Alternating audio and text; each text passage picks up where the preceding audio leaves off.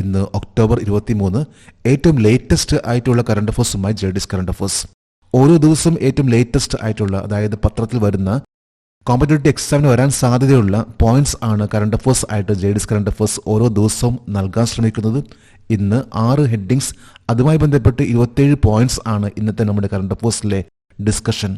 നമ്മളെന്നും കറണ്ട് അഫേഴ്സിന് വേണ്ടി കുറച്ച് സമയം മാറ്റിവെക്കുകയാണെങ്കിൽ നമുക്ക് നല്ല മാറ്റങ്ങളുണ്ടാകും. ഇന്ന് ഒക്ടോബർ 23. നമുക്ക് കറണ്ട് അഫേഴ്സിന്റെ ഡീറ്റെയിൽസിലേക്ക് പോകാം. ഒരു ന്യൂസ് ഹെഡിംഗ് ആണ് Kerala to be first state free of extreme poverty. Keralam ആദ്യ അതിദാരിദ്ര്യ മുക്ത സംസ്ഥാനമാകും. എക്സ്ട്രീം പോവർട്ടി, അതിൽ നിന്ന് വിമുക്തമാകാൻ പോകുന്ന ആദ്യത്തെ ഒരു സംസ്ഥാനമായിട്ട് മാറാൻ പോവുകയാണ് കേരളം. ഇന്നത്തെ ഹിന്ദു പത്രത്തിന്റെ എല്ലാ എഡിഷനിലും, ഇൻക്ലൂഡിംഗ് ഇന്റർനാഷണൽ എഡിഷന്റെയും ഫ്രണ്ട് പേജിൽ വന്നിട്ടുള്ള ഒരു വാർത്തയാണ് Kerala is going to declared as the first state free of extreme poverty. നമുക്ക് കറണ്ട് അഫേഴ്സിന്റെ ഡീറ്റെയിൽസിലേക്ക് പോകാം. ഈ വരുന്ന നവംബർ 1 കേരളം പ്രഖ്യാപിക്കാൻ പോകുന്നത് the first state free of extreme poverty എന്നത്. കേരള ചീഫ് മിനിസ്റ്റർ പിണറായി വിജയൻ ആണ് ഒഫീഷ്യലി പ്രഖ്യാപിക്കാൻ പോകുന്നത് Keralam free from extreme poverty, അതായത് അതിദാരിദ്ര്യം, അതിൽ നിന്ന് കേരളം വിമുക്തമായി എന്ന് അറിയിക്കുന്ന ആ ഒരു പ്രഖ്യാപനം നവംബർ 1 സെൻട്രൽ സ്റ്റേഡിയം അവിടെ വെച്ചായിരിക്കുള്ളൂ കേരള ചീഫ് മിനിസ്റ്റർ പിണറായി വിജയൻ ഇത് പ്രഖ്യാപിക്കാൻ പോകുന്നത്. ആക്ടർ മോഹൻലാൽ, മമ്മൂട്ടി, കമൽഹാസൻ എന്നിവർ ഇതിലെ സ്പെഷ്യൽ ഗസ്റ്റ് ആയിരിക്കുള്ളൂ. നീതി ആയോഗിന്റെ റിപ്പോർട്ട് 2021 അനുസരിച്ച് കേരളം ദാരിദ്ര്യത്തിന്റെ കേസിൽ ഏറ്റവും കുറവുള്ള ഒരു സംസ്ഥാനമായിരുന്നു. അതായത് ഇന്ത്യയിലെ പോപ്പുലേഷന്റെ 0.7% പോവർട്ടി റേറ്റ് ആയിരുന്നു പ്രഖ്യാപിച്ചിട്ടുള്ളത് 2021 നീതി ആയോഗിന്റെ പഠനമനുസരിച്ച്. അതായത് കേരളം രാജ്യത്തെ ഏറ്റവും കുറഞ്ഞ ദാരിദ്ര്യ നിരക്കുള്ള സംസ്ഥാനമെന്ന് നീതി ആയോഗ് 2021 പ്രഖ്യാപിച്ചിരുന്നു. 0.7% ഓഫ് ടോട്ടൽ പോപ്പുലേഷൻ ആണ്. നീതി ആയോഗിന്റെ അന്നത്തെ കണക്കനുസരിച്ച് 2021 കണക്കനുസരിച്ച് 64,006 ഫാമിലീസ് തിരിച്ചറിഞ്ഞു, അതായത് എക്സ്ട്രീം പോവർട്ടി ഉള്ള ഫാമിലീസ്. എന്നാൽ അതോടൊപ്പം തന്നെ കേരളം എടുത്തിട്ടുള്ള മൈക്രോ പ്ലാൻ പ്രകാരം 21,263 ഫാമിലീസിന് എസെൻഷ്യൽ ഡോക്യുമെന്റ്സ് കൊടുക്കുകയും 3,913 കുടുംബങ്ങൾക്ക് പുതിയ വീടും 1,338 ഫാമിലീസിന് ലാൻഡും അലോട്ട് ചെയ്തു. കൂടാതെ 5,651 ഫാമിലീസിന് 2 ലക്ഷം രൂപ വീടുകളുടെ പുനർനിർമ്മാണത്തിനും 3,822 കുടുംബത്തിന് ജീവിക്കുന്നതിന് വേണ്ടിയുള്ള പുതിയ മാർഗങ്ങൾ നൽകുകയും ചെയ്തു. ഇതനുസരിച്ച് 64,006 ഫാമിലീസിന് 59,277 ഫാമിലീസിനെ ഉയർത്തിക്കൊണ്ടുവന്നു. അതായത് അതിദാരിദ്ര്യം അതിൽ നിന്ന് മുക്തമാക്കിക്കൊണ്ട് ഉയർത്തിക്കൊണ്ടുവന്നു. ബാക്കിയുള്ള ചില ഫാമിലീസിന്റെ അവർ കൃത്യമായിട്ടുള്ള കണക്കില്ലാത്ത അവസ്ഥ വന്നു. കാരണം ചിലവർ നൊമാഡിക്സ് ആയിരുന്നു, പല സ്ഥലങ്ങളിലും യാത്ര ചെയ്യുന്ന വ്യക്തികൾ ആയതിന് കൃത്യമായ ഡോക്യുമെന്റ്സ് ഇല്ലാത്ത ഫാമിലീസ് ആയിരുന്നു. ഇന്നനുസരിച്ച് ഏറ്റവും ലേറ്റസ്റ്റ് കണക്കനുസരിച്ച് ഇപ്പോൾ കേരളം ഏറ്റവും ടോപ്പ് ലെവലിൽ ഫ്രീ എന്ന ലെവലിലേക്ക് ഡിക്ലെയർ ചെയ്യാൻ പോവുകയാണ്, state free from extreme poverty. Abhinav Bindra to be a torch bearer for next 2026 winter Olympics. അടുത്ത 2026 ശീതകാല ഒളിമ്പിക്സിൽ അഭിനവ് ബിന്ദ്ര ദീപം വഹിക്കും. അംഗീകാരമാണ്, അതായത് വരാൻ പോകുന്ന വിന്റർ ഒളിമ്പിക്സിൽ ആ ദീപശിഖ വഹിക്കാൻ പോകുന്ന വ്യക്തിയാണ് അഭിനവ് ബിന്ദ്ര. നമുക്ക് കറണ്ട് അഫേഴ്സിന്റെ ഡീറ്റെയിൽസിലേക്ക് പോകാം. 2026 വിന്റർ ഒളിമ്പിക്സ് നടക്കാൻ പോകുന്നത് മിലാനോ കോർട്ടിന എന്ന സ്ഥലത്താണ്. ഇറ്റലിയിലെ 2 സിറ്റീസ് ആയിട്ടുള്ള മിലാനോ കോർട്ടിന, ഇവിടെയാണ് വിന്റർ ഒളിമ്പിക്സ് 2026 നടക്കാൻ പോകുന്നത്. ഷൂട്ടർ ആയിട്ടുള്ള അഭിനവ് ബിന്ദ്ര, അദ്ദേഹമാണ് ദീപശിഖ വഹിക്കാൻ പോകുന്നത്. 10 മീറ്റർ എയർ റൈഫിൾ ഷൂട്ടിംഗിൽ ഗോൾഡ് മെഡൽ നേടിക്കൊണ്ടാണ് അഭിനവ് ബിന്ദ്ര 2008 ബീജിംഗ് ഒളിമ്പിക്സിൽ ഷൂട്ടർ ആയിട്ടുള്ള അഭിനവ് ബിന്ദ്ര ആ ഒരു മെഡൽ നേടിയിട്ടുള്ളത്. ഇന്ത്യയുടെ ഫസ്റ്റ് ഇൻഡിവിജ്വൽ മെഡൽ ആയിരുന്നു. രണ്ടാമത്തെ വ്യക്തിയായിരുന്നു നീരജ് ചോപ്ര. ആദ്യത്തേത് അഭിനവ് ബിന്ദ്ര, രണ്ടാമത്തേത് നീരജ് ചോപ്രയാണ്. ഗോൾഡ് നേടിയ വ്യക്തികൾ, ഗോൾഡ് നേടിയിട്ടുള്ള 2 വ്യക്തികളാണ് മിലാനോ കോർട്ടിനോ എന്ന സ്ഥലത്ത് ആ ഒരു വിന്റർ ഒളിമ്പിക്സിൽ ദീപശിഖ വഹിക്കാൻ പോകുന്നത്. വിന്റർ ഒളിമ്പിക്സ് ആദ്യമായിട്ട് ആരംഭിച്ചത് 1924 ഫ്രാൻസിലെ ചമോണിക്സ് എന്ന സ്ഥലത്താണ് 1924 വിന്റർ ഒളിമ്പിക്സ് സ്റ്റാർട്ട് ചെയ്തിട്ടുള്ളതും. ആ ഒരു വിന്റർ ഒളിമ്പിക്സിൽ ഏറ്റവും കൂടുതൽ മെഡൽ നേടിയിട്ടുള്ള രാജ്യം എന്ന് പറയുമ്പോൾ അത് യുണൈറ്റഡ് സ്റ്റേറ്റ്സ് ആണ്. ഇപ്പോൾ വിന്റർ ഒളിമ്പിക്സ് 2026 ഇത് നടക്കാൻ പോകുന്നത് ഇറ്റലിയിലെ മിലാനോ ആൻഡ് കോർട്ടിന എന്ന സ്ഥലത്താണ്. അടുത്തൊരു ന്യൂസ് ഹെഡിംഗ് ആണ് JIMEX 25 Japan India maritime exercise. JIMEX 25 Japan India maritime exercise ഇത് നടക്കാൻ പോവുകയാണ്. ഇതുമായി ബന്ധപ്പെട്ട കറണ്ട് അഫയേഴ്സ് ആണ്, ഡിഫൻസ് ആയി ബന്ധപ്പെട്ട കറണ്ട് അഫയേഴ്സ് ആണ്. നമുക്ക് കറണ്ട് അഫയേഴ്സിന്റെ ഡീറ്റെയിൽസിലേക്ക് പോകാം. 2025 നടക്കാൻ പോകുന്ന ജിംഎക്സ് എന്ന എക്സസൈസ് ഇത് 9ാമത്തെ ഒരു എക്സസൈസ് ആണ്. ഇന്ത്യ ജപ്പാൻ തമ്മിലുള്ള ഒരു മാരിടൈം എക്സസൈസ്, അതായത് സമുദ്രാഭ്യാസമാണ് നടക്കാൻ പോകുന്നത്. ജിംഎക്സ് ജപ്പാൻ ഇന്ത്യ മാരിടൈം എക്സസൈസ് എന്നറിയപ്പെടുന്ന ഈ ഒരു എക്സസൈസ്, ഇതിൽ പങ്കെടുക്കാൻ പോകുന്ന ഇന്ത്യയുടെ നേവൽ ഷിപ്പ് ആണ് INS സഹ്യാദ്രി. ഏറ്റവും ലേറ്റസ്റ്റ് ആയിട്ടുള്ള വാർത്തയാണ് എങ്കിൽ പോലും എവിടെയാണ് ഇത് നടക്കുന്നത് എന്നതിനെക്കുറിച്ച് കൃത്യമായിട്ടുള്ള ഇൻഫർമേഷൻ ഇല്ല. ഒരുപക്ഷെ അത് ഇന്ത്യയിലായിരിക്കാം. കാരണം 2024 ജിംഎക്സ് എക്സസൈസ് 8ാമത്തെ പതിപ്പ് നടന്നിട്ടുള്ളത് ജപ്പാനിലെ യോക്കുസുക്ക എന്ന സ്ഥലത്താണ്. നോർമൽ എക്സസൈസും ഒരു വർഷം പുറം രാജ്യങ്ങളിലാണെങ്കിൽ പിന്നീട് ഇന്ത്യയിലായിരിക്കുള്ളൂ. ഈ വർഷം അത് ഇന്ത്യയിലാകാം. ജിംഎക്സ് എക്സസൈസ് ജപ്പാനിലെ കഴിഞ്ഞ വർഷം 8ാമത്തെ പതിപ്പായിരുന്നു, അത് ജപ്പാനിലെ യോക്കുസുക്ക. 2012 ജനുവരിയിലാണ് JIMEX exercise Japan India maritime exercise ആരംഭിച്ചത്. 2012 ജനുവരിയിൽ. ഈ പ്രാവശ്യത്തെ 2025 ജിംഎക്സ് എക്സസൈസ് ഇത് 9ാമത്തെ എഡിഷൻ ആണ്. INS സഹ്യാദ്രി എന്ന കപ്പലാണ് ഇതിൽ പങ്കെടുക്കുന്നത്. ഇതും ഒരു ഡിഫൻസ് ആയി ബന്ധപ്പെട്ട കറണ്ട് അഫയേഴ്സ് ആണ്. Honorary rank of lieutenant colonel in the territorial army to Neeraj Chopra. Neeraj ചോപ്രയ്ക്ക് ടെറിട്ടോറിയൽ ആർമിയിൽ ലെഫ്റ്റനന്റ് കേണൽ എന്ന ഓണർ റാങ്ക്. ഇത് ലേറ്റസ്റ്റ് ആയിട്ടുള്ള വാർത്തയാണ്. ഇന്നലെ നൽകിയിട്ടുള്ള ഒന്നാണ് ഹോണർ റാങ്ക് എന്നത്. ആദരവിന്റെ ഭാഗമായിട്ട് നൽകുന്ന ഒന്നാണ് ഹോണർ റാങ്ക് എന്ന് പറയുമ്പോൾ ലെഫ്റ്റനന്റ് കേണൽ എന്ന റാങ്ക് ആണ് നീരജ് ചോപ്രക്ക് നൽകിയിട്ടുള്ളത്. നമുക്ക് കറണ്ട് അഫയേഴ്സിന്റെ ഡീറ്റെയിൽസിലേക്ക് പോകാം.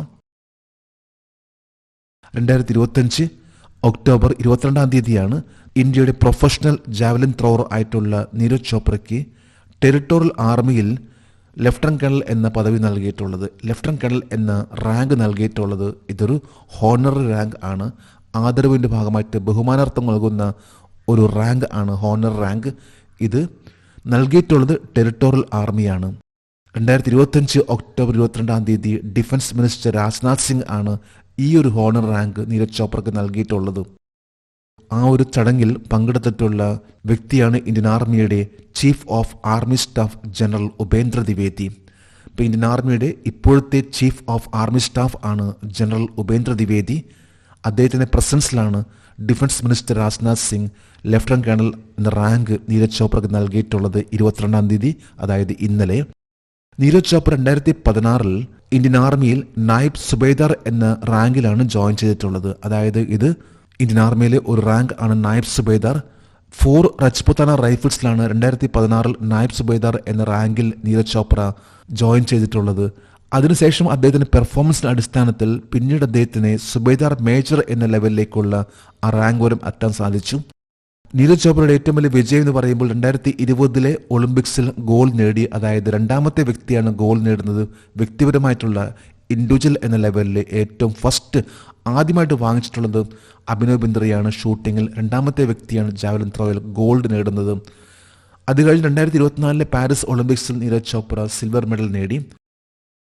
അടുത്തൊരു ന്യൂസ് റീഡിംഗ് ആണ് India moves up to 9th position globally in forest area. വനമേഖലയിൽ ആഗോളതലത്തിൽ ഇന്ത്യ 9ാം സ്ഥാനത്തേക്ക് ഉയർന്നു. ഇതും ഒരു ലേറ്റസ്റ്റ് ആയിട്ടുള്ള കറണ്ട് അഫയേഴ്സ് ആണ്. ഇന്ത്യയുടെ ഫോറസ്റ്റ് ഏരിയ എത്രയാണെന്നും ലോകത്തിൽ ഇപ്പോൾ എത്രയാണ് ആ ഒരു വനമേഖല ഉള്ളതും. ഇന്ത്യയുടെ റാങ്ക് ഇപ്പോൾ 9ാമത്തെയാണെങ്കിൽ ഇന്ത്യയുടെ റാങ്ക് കഴിഞ്ഞ വർഷം എന്തായിരുന്നു? ഈ റിപ്പോർട്ട് നൽകിയിട്ടുള്ളത് ഏത് സംഘടനയാണ്? നമുക്ക് കറണ്ട് അഫയേഴ്സിന്റെ ഡീറ്റെയിൽസിലേക്ക് പോകാം. United Nation food and agriculture organisation FAO ആണ് ഏറ്റവും ലേറ്റസ്റ്റ് ആയിട്ടുള്ള റിപ്പോർട്ട് അനുസരിച്ച് ഇന്ത്യയുടെ റാങ്ക് ഇപ്പോൾ ടോട്ടൽ ഫോറസ്റ്റ് ഏരിയ, ആഗോളതലത്തിലെ മൊത്തം വനവിസ്തൃതിയുടെ ആ ഒരു പട്ടികയിൽ ഇന്ത്യയുടെ റാങ്ക് ഇപ്പോൾ 9ാമത്തെ റാങ്ക് എന്ന ലെവലിലേക്ക് ഉയർന്നു. കഴിഞ്ഞ വർഷം ഇത് 10ാമത്തെ റാങ്ക് ആയിരുന്നു. എന്നാൽ ഇപ്പോൾ ലേറ്റസ്റ്റ് ആയിട്ട് റിപ്പോർട്ട് അനുസരിച്ച് UN food and agriculture organisation report അനുസരിച്ച് ഇന്ത്യ ഇപ്പോൾ 9ാമത്തെ റാങ്ക് ആണ്. ഇന്നിപ്പോൾ ആഗോളതലത്തിൽ 4.14 ബില്യൺ ഹെക്ടേഴ്സ് ആണ് വനമേഖലയായിട്ടുള്ളത്. അതായത് ഇന്ന് ഭൂമിയിൽ 32% വനമേഖലയാണ്. 4.14 ബില്യൺ ഹെക്ടേഴ്സ്. അതിൽ ഇന്ത്യയുടെ സ്ഥാനം 2% മാത്രമേ ഉള്ളൂ. 2% മാത്രമേ ഇന്ത്യയുടെ ഉള്ളൂ. അതായത് 72.74 മില്യൺ ഹെക്ടേഴ്സ് ആണ് ഇന്ത്യയിലെ വനമേഖല, 2% of the world forest area. എന്നാൽ അതേപോലെ തന്നെ മറ്റൊരു നേട്ടം ഇന്ത്യക്കുള്ളത് United Nation food and agriculture ഓർഗനൈസേഷന്റെ റിപ്പോർട്ട് അനുസരിച്ച് ഓരോ വർഷം ഫോറസ്റ്റ് ഏരിയ അത് വർദ്ധിച്ചുകൊണ്ടിരിക്കുകയാണ് ഇന്ത്യ. അതനുസരിച്ച് ഇന്ത്യയുടെ ഇപ്പോഴത്തെ റാങ്ക് ആണ് 3rd റാങ്ക്. ഓരോ വർഷം ഇന്ത്യ വനമേഖല വർദ്ധിപ്പിച്ചുകൊണ്ടിരിക്കുന്നു. ഇന്ത്യയുടെ ഇപ്പോഴത്തെ റാങ്ക് ആണ് 3rd റാങ്ക്. ഇന്ന് ലോകത്തെ ഏറ്റവും കൂടുതൽ വനമേഖലയുള്ള രാജ്യങ്ങൾ എന്ന് പറയുമ്പോൾ അതിൽ ഏറ്റവും ടോപ്പ് ലെവലിൽ Russia, Brazil, Canada, United States and China. Total വനമേഖല ഇന്ന് ഇപ്പോൾ ഉള്ളത് 4.14 ബില്യൺ ഹെക്ടേഴ്സ് ആണ്. അതിൽ 50% മുകളിൽ ആണ് ഈ 5 രാജ്യങ്ങൾ: Russia, Brazil, Canada, United States and China. ഇന്ത്യയുടെ റാങ്ക് ഇപ്പോഴത്തെ ലേറ്റസ്റ്റ് ആയിട്ട് റിപ്പോർട്ട് അനുസരിച്ച് 9ാമത്തെ റാങ്ക് ആണ് ടോട്ടൽ വനവിസ്തൃതിയിൽ. അതുപോലെ തന്നെ ഓരോ വർഷം വനമേഖല വർദ്ധിപ്പിച്ചുകൊണ്ടിരിക്കുന്ന ആ റാങ്കിൽ ഇന്ത്യയുടെ റാങ്ക് ആണ് 3ാമത്തെ റാങ്ക്. ഇന്നത്തെ കറണ്ട് അഫയേഴ്സിലെ last heading: RBI gold reserve cross 880 metric tons by September. സെപ്റ്റംബറോടെ റിസർവ് ബാങ്കിന്റെ സ്വർണ്ണ ശേഖരം 880 മെട്രിക് ടൺ കവിഞ്ഞു. ഇതും ഒരു ലേറ്റസ്റ്റ് വാർത്തയാണ്. ഇന്നിപ്പോൾ ഏത് രാജ്യമാണ് ഏറ്റവും കൂടുതൽ സ്വർണ്ണ ശേഖരം ഉള്ള രാജ്യം, കൂടാതെ മറ്റ് 4 രാജ്യങ്ങൾ ഏതെല്ലാമാണ്? ഇന്ത്യയുടെ റാങ്ക് ഇന്നിപ്പോൾ സ്വർണ്ണ ശേഖരത്തിൽ എത്രാമത്തെ റാങ്ക് ആണ്? നമുക്ക് കറണ്ട് അഫയേഴ്സിന്റെ ഡീറ്റെയിൽസിലേക്ക് പോകാം. ഇന്ത്യയുടെ ഇപ്പോഴത്തെ റാങ്ക് ആണ് 2025 സെപ്റ്റംബർ 26 കണക്കനുസരിച്ച്, റിസർവ് ബാങ്ക് ഓഫ് ഇന്ത്യയുടെ കണക്കനുസരിച്ച് 880 മെട്രിക് ടൺ സ്വർണ്ണശേഖരം കവിഞ്ഞിരിക്കുകയാണ്. ഓരോ മാസം ഇന്ത്യയുടെ സ്വർണ്ണശേഖരം അത് വർദ്ധിപ്പിച്ചുകൊണ്ടിരിക്കുകയാണ് ഇന്ത്യ. കാരണം എന്ന് പറയുമ്പോൾ അതൊരു സേഫ്റ്റിയാണ്, ഇന്ത്യയുടെ ഒരു സ്വത്താണ്, ഇന്ത്യയുടെ ഒരു അസറ്റ് എന്ന് പറയാൻ പറ്റും.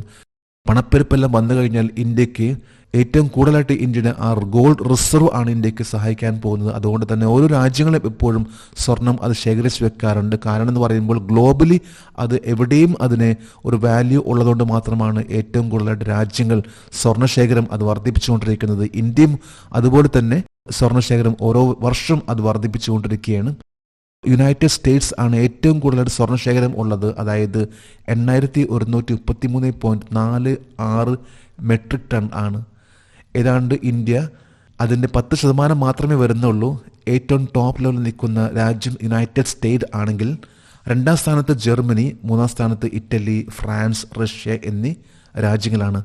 ഏറ്റവും ടോപ്പ് ലെവലിൽ നിൽക്കുന്ന 5 രാജ്യങ്ങൾ ആണ് US, Germany, Italy, France and Russia.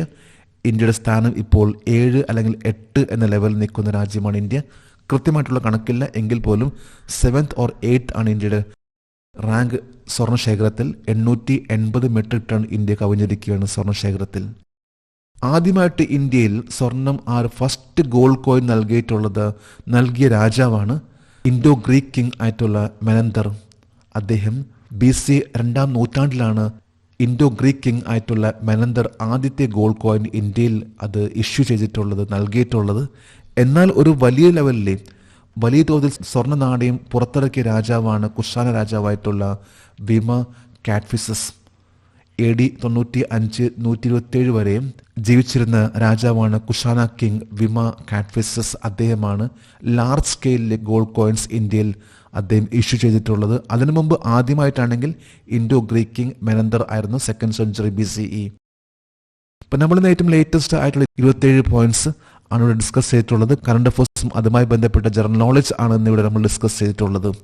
ഓരോ ദിവസവും നമ്മൾ ഇതുപോലെ തന്നെ അപ്ഡേറ്റ് ചെയ്ത് പോവുകയാണെങ്കിൽ നമുക്ക് നല്ല മാറ്റങ്ങളുണ്ടാകും. ട്രൈ ചെയ്യുക, അപ്ഡേറ്റ് ചെയ്യുക, സക്സസ്സിലേക്കുള്ള യാത്രയിലേക്കുള്ള ആ ഒരു വേഗത കൂട്ടിക്കൊണ്ടുവരാൻ ശ്രമിക്കണം. നമുക്ക് നാളെ വീണ്ടും പുതിയ കറണ്ട് അഫയേഴ്സുമായിട്ട് കാണാം. Thank you very much.